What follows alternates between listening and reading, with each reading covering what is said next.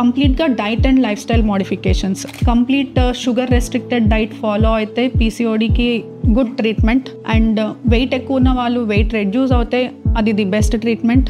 Usually I suggest every day at least 45 minutes of brisk exercise. అది కూడా on empty stomach ఒక 45 minutes walking చేస్తే weight loss అవ్వడానికి చాలా హెల్ప్ అవుతుంది on empty stomach walking.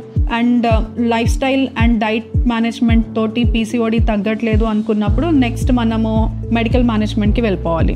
Medical మేనేజ్మెంట్లో యూజువల్లీ మెట్ఫార్మిన్, మెలటోనిన్ లాంటి డ్రగ్స్ ఇస్తాము. అది మీ దగ్గరలో మీరు కన్సల్ట్ అయ్యి ట్రీట్మెంట్ తీసుకోవచ్చు. And PCOD in case very సివియర్గా ఉంటేనే ఇన్ఫర్టిలిటీ దాకా ఉంటుంది.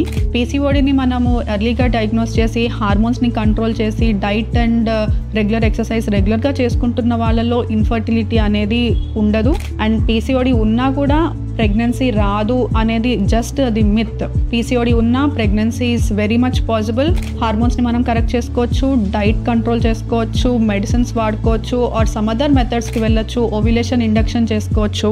సో ప్రెగ్నెన్సీ పీసీఓడి ఉంటే ప్రెగ్నెన్సీ రాదు అనే మాట నిజం కాదు. So better consult your gynaecologist or infertility specialist if you are suffering with PCOD is.